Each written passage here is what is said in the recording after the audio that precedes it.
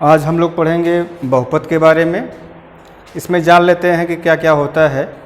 बहुपद को आप जानते भी हैं कि पॉलिनॉमियल बोलते हैं आप, तो ये आप देख लेते हैं पहले। इसमें हम जान लेते हैं कि आपका पहले रैखिक बहुपद क्या होता है। बहुपद आपने पढ़ा होगा, यानी कई टर्म मिला दिए जाएं तो उसमें उसको हम बहुपद बोलते हैं। रैखिक बहुपद का मतलब होता है कि ऐसा बहुपद जिसमें केवल एक घात होता है उसे बोलते हैं रैखिक बहुपद। तो ये कह सकते हैं कि एक घातीय बहुपद, ठीक है। एक घातीय बहुपद क्या कहलाएगा? रैखिक बहुपद कहलाएगा। इसी प्रकार से इसमें हम जान लेते हैं द्विघात। द्विघात बहुपद किसे कहेंगे? तो आप नाम से यहाँ पकड़ पा रहे होंगे कि ऐसा बहुपद जिसमें आपकी कै घात हो? दो घात हो, तो उसे हम क्या बोलेंगे? द्विघात बहुपद कहेंगे। इसी प्रकार से जान सकते हैं आप हैं त्रिघात बहुपद। ये क्या होता है कि ऐसा बहुपद जिसमें तीन घात हो उसे हम क्या बोलेंगे? त्रिघात बहुपद के नाम से जानते हैं। तो एक घातीय बहुपद की यदि बात करते हैं, जैसे आपका है 3x + 4 है। द्विघात बहुपद 3x² + 4ax + 5। और त्रिघात की बात करेंगे तो तीन घात मैक्सिमम होना चाहिए, 5x² - 6ax + 5। तो ये हम लोग जान गए हैं कि रैखिक बहुपद क्या होता है, द्विघात बहुपद तथा त्रिघात बहुपद क्या होता है। इनके बारे में हम लोग जान पाए। अगर आपसे पूछा जाए कि द्विघात का व्यापक समीकरण क्या होता है, तो आप यहाँ बता सकते हैं कि द्विघात, चलिए आगे चलते हैं। जो हमें टॉपिक पढ़ना है यहाँ पे, कहा जाए कि द्विघात का आपका मानक समीकरण, द्विघात का व्यापक समीकरण, तो इसका व्यापक समीकरण क्या होता है भाई? तो इनका व्यापक समीकरण ax² bx + c = 0 होता है। इसे हम कह सकते हैं द्विघात का व्यापक समीकरण। ऐसा समीकरण जिसमें आपकी मैक्सिमम दो घात होती है उसे हम क्या बोलते हैं? द्विघात समीकरण। यदि यहाँ पे आगे चलते हैं, यदि इसके आपके मूल मान लेते हैं कि मूल का मतलब आपका हो जाएगा सॉल्यूशन, या हल कर सकते हैं, अल्फा तथा बीटा है। तो इस दशा में मूलों का योगफल क्या हो जाएगा? मूलों का योगफल, जिसे हम अल्फा + बीटा से प्रदर्शित करेंगे। तो इनके हिसाब से फार्मूला हो जाता है -b/a। तो यहाँ इसको हिंदी में भी लिख सकते हैं कि ये b क्या है आपका है? x का गुणांक है माइनस x का गुणांक अपान a क्या है? x² का गुणांक है। फिर आगे हम चलेंगे, मूलों का गुणनफल कर सकते हैं। मूलों का गुणनफल क्या होता है? गुणनफल को आप अल्फा × बीटा से प्रदर्शित कर सकते हैं। क्यों? क्योंकि यहाँ पे हमने मूल अल्फा तथा बीटा माना हुआ है। तो अल्फा × बीटा = क्या हो जाएगा? c/a। c क्या है यहाँ पे? तो c आपका अचर पद है। c क्या है? कांस्टेंट टर्म है। तो इसे बोलेंगे आप अचर पद। अचर पद बटा a क्या है? x² का गुणांक है। तो x² का गुणांक, ठीक है। तो इतना हम ये जान गए, यहाँ से ये फार्मूला हो जाएगा। जो हमने यहाँ पे आपको लिखा हुआ है मूल, तो ये आपके बुक में लिखा हुआ है शून्यक। चाहे शून्यक भी कहा जाए तो भी बात वही है। यानी यदि आपसे अगर शून्यक पूछा जाएगा तो जो आप इक्वेशन उसको सॉल्व करेंगे उसको इक्वल टू क्या लिखेंगे? 0 लिखेंगे। पहला काम यहाँ पे आपको गुणनखंड आना चाहिए, ठीक है। तो फिलहाल हम आगे चलते हैं। यहाँ पे अब प्रश्नावली आपका इसके पश्चात 2.2 देखते हैं। 2.1 में कुछ ऐसा है नहीं, तो पहले 2.2 ही देखते हैं। इनका पहला क्वेश्चन देखते हैं। दिया गया है आपको कि x² - 2x - 8। कह रहे हैं कि द्विघात बहुपदों के शून्यक को ज्ञात करना है। पहला क्वेश्चन दिया गया है आपको, शून्यक ज्ञात करना है इसका। शून्य के ज्ञात करना है। ठीक है, इसके बाद शून्यकों तथा गुणांकों के बीच के संबंध की सत्ता करना, आपको जांच करना है। तो पहले हम शून्य कैसे ज्ञात करते हैं ये देख लेते हैं। तो हमने आपको अभी बताया कि शून्य के ज्ञात करने के लिए जो भी आपके पास द्विघात समीकरण रहेगा उसको हम क्या करेंगे, 0 के बराबर लिखते हैं। तो इनको आप सीधे कर सकते हैं, या तो पहले गुणनखंड करके तब बोले शून्य, या सीधे सीधे शून्य के लिए इक्वल टू 0 लिखकर सीधे सीधे हम हल कर सकते हैं। तो पहले इनको हल कर लेते हैं। क्या दिया है आपको, यहाँ से आपका सलूशन हो जाएगा। तो x² - 2x - 8। अब यहाँ पे ध्यान सुनिएगा, यदि इसका गुणनखंड करना हो तो कैसे करेंगे फैक्टर। जो यहाँ पर आपका -8 लिखा हुआ है, तो -8 को आप क्या लिखवाएंगे, इसका आप गुणनखंड ऐसा लिखवाते हैं ताकि हमें उसका योग या माइनस या घटाना करने पे क्या मिल जाए, -2 मिल जाए। तो यहाँ पे फिलहाल करना होगा तो आभाज्य गुणनखंड करते हैं। 2 दूना 4 दूना 8, माइनस यहाँ लिखेंगे। अब इन्हीं से आपको खोजना होता है कि -2 आपको कैसे मिलेगा। तो अगर ये 2 साथ में ले लेते हैं, 2 दूना 4 और 1 2 यहाँ ले लेते हैं। अब आपको यहाँ क्या चाहिए, माइनस चाहिए। तो माइनस कब मिलेगा, अगर ये टर्म आपका क्या हो, यानी ये माइनस हो और ये टर्म क्या हो आपका प्लस हो। और आप ऐसा करने पे जानते हैं कि असमान चिन्ह क्या होता है, घट जाता है। अगर ये आप घटाते हैं तो क्या पाएंगे, -2 पा जाएंगे। और ये भी है कि इनका गुणा करने पर, अर्थात -4 2 का मल्टीप्लाई करें तो क्या है, -8 आ गया। अर्थात इनका मल्टीप्लाई करने पर ये टर्म आपको आना चाहिए। अगर ऐसा कर पाते हैं तो यह आपका जो फैक्टर आपने किया है वो क्या है, सही है। तो इस प्रकार से यहाँ पे हम क्या लिख पाएंगे, x²। अब -2x का सम क्या लिखेंगे आप, -4x + 2x - 8।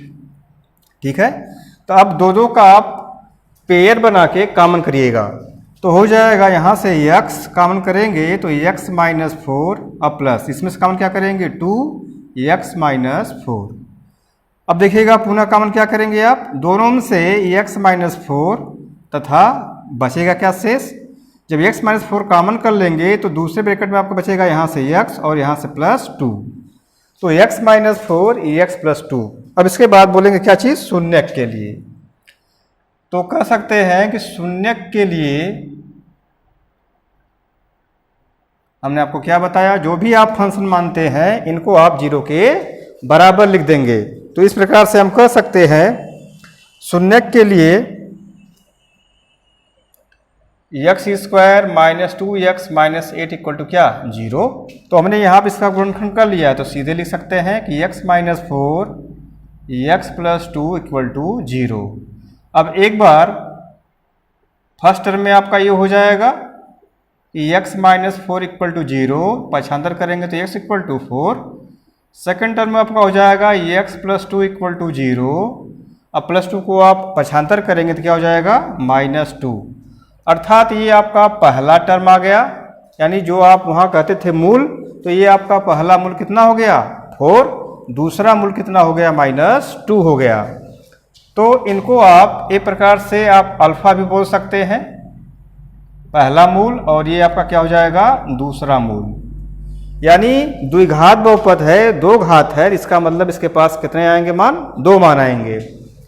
अब देखिएगा, अब हमें करना क्या है, शून्यकों तथा गुणांकों के बीच संबंध की सत्ता करना है।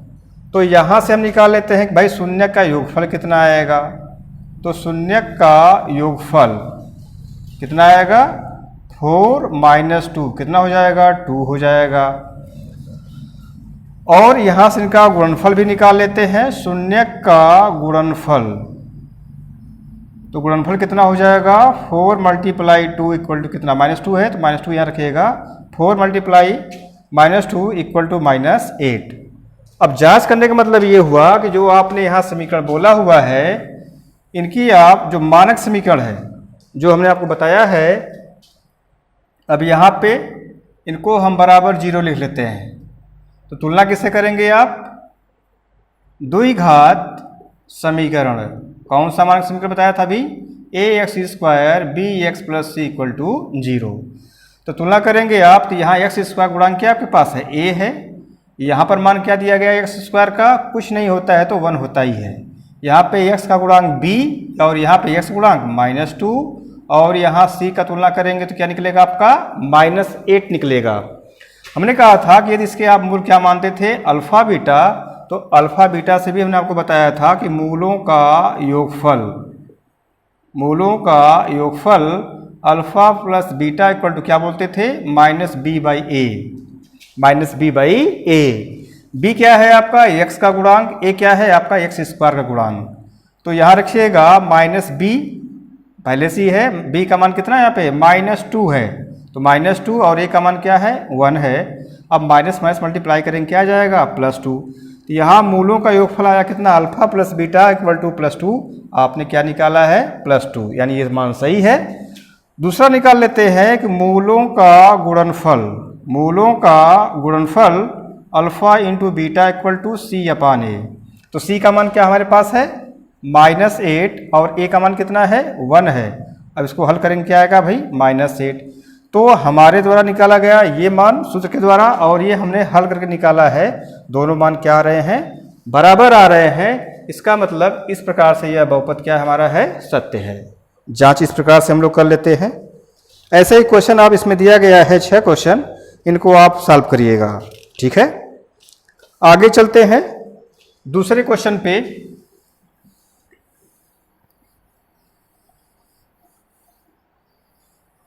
देखिएगा दूसरा क्वेश्चन भी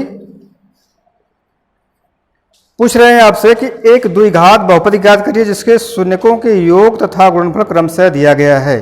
क्या दिया गया है, शून्यकों के योग, अर्थात मूलों का योग दिया गया है।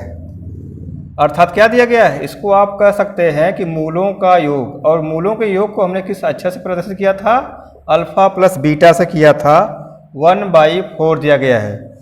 पुनः दिया गया है गुणनफल, यानी शून्यकों का गुणनफल आपको दिया गया है। गुणनफल को अल्फा इंटू बीटा से प्रदर्शित करते थे। मान कितना दिया गया यहाँ पे -1। पूछ क्या रहे हैं हमसे, द्विघात बहुपद बताइए, इसका मान पूछा जा रहा है हमसे। कैसे ज्ञात करते हैं इनको देख लीजिएगा। मूलों का जब योगफल दिया गया है और मूलों का गुणनफल दिया गया है, तो इस दशा में ज्ञात करने के लिए देखिएगा यहाँ पर हम सूत्र यूज कर लेते हैं, द्विघात बहुपद। जब ये मान दिया रहेगा इस दशा में करेंगे क्या, द्विघात बहुपद इक्वल टू क्या होता है आपका x minus alpha x minus beta equal to 0, ठीक है। यानी जो आपका x क्या हमने है, x हमने चर माना हुआ है कि यह x में आपका जो निकलेगा द्विघात समीकरण निकलेगा। तो इस दशा में अल्फा और बीटा क्या है, द्विघात समीकरण के मूल हैं। तो यहाँ पे x माइनस अल्फा और x minus beta equal to 0, चाहे सीधे सीधे आप यहाँ मान निकाल कर इसका गुणा हल करते हैं तो भी निकल जाएगा। देखिएगा कैसे कर सकते हैं, x माइनस अल्फा का मान हमने आपसे क्या बताया। अब यहाँ पे आपको क्या दिया गया है, मूलों का योगफल दिया गया और मूलों का गुणनफल। अगर ही यहाँ पर आपको अल्फा और बीटा पता होता तो सीधे सीधे अल्फा बीटा का मान निकाल सकते थे। लेकिन जब आपको योगफल और गुणनफल दिया जाता है तो क्या करते क्या है, इनको हम हल कर लेते हैं। x का मल्टीप्लाई करिएगा तो x² minus alpha into x, minus beta का मल्टीप्लाई करिएगा तो यहाँ पर हो जाएगा माइनस बीटा एक्स और minus minus plus alpha beta equal to 0। तो x², इन दोनों में से कॉमन क्या कर सकते हैं आप, माइनस एक्स बचेगा कितना, यहाँ से प्लस अल्फा हो जाएगा, यहाँ से भी प्लस बीटा और plus alpha beta equal to 0। ये फार्मूला भी हो जाता है, ये इतना ना लिखकर आप सीधे यहाँ से याद कर सकते हैं कि x² माइनस x ये क्या है, मूलों का योगफल है। क्या है, मूलों का योगफल और प्लस मूलों का गुणनफल है, इक्वल टू क्या हो जाएगा 0, ठीक है। इस प्रकार से ये आपका फार्मूला भी हो जाएगा। इसको आप याद कर सकते हैं कि x² माइनस x मूलों का योगफल प्लस मूलों का गुणनफल इक्वल टू 0। अब देखिएगा यहाँ पे टर्म अल्फा प्लस बीटा आपको मान दिया गया है, पुट कर सकते हैं। x² माइनस x इंटू कितना हो जाएगा 1/4, मूलों का गुणनफल का मान कितना दिया गया है आपके पास, -1 = 0। अब यहाँ पे इसको सॉल्व कर लेते हैं। नीचे आपका +4 है तो पूरे समीकरण में 4 से मल्टीप्लाई कर देते हैं। पूरे समीकरण में क्या बोलेंगे, 4 से मल्टीप्लाई करने पर, तो समीकरण में कह देंगे 4 से दोनों ओर क्या करने पे, गुणा करने पर। दोनों ओर गुणा करेंगे तो इसके मान में कोई अंतर नहीं आएगा। यहाँ हो जाएगा आपका 4x²। अब यहाँ पे देखिएगा 4 का गुणा करेंगे तो 4 4 आपका कैंसिल हो जाएगा, बचेगा कितना, -x। यहाँ देखिएगा प्लस का और माइनस गुणा हो जाएगा, पहला टर्म क्या हो जाएगा, माइनस, फिर एक में 4 का मल्टीप्लाई करेंगे तो क्या हो जाएगा, 4 = 0। आपका यही क्या हो जाएगा, जो द्विघात समीकरण आपसे पूछा गया था उसको हम लगा सकते हैं ऐसे। ठीक है, तो इस प्रकार से इसके आप प्रत्येक सवाल लगाइएगा। तो यहाँ पे ये प्रश्नावली आपकी कंप्लीट हो जाती है 2.2। ठीक है, तो इतना करिएगा, आज के लिए आपका इतना पर्याप्त है। इसके बाद अगला टॉपिक में हम नेक्स्ट वीडियो में मिलते हैं। धन्यवाद।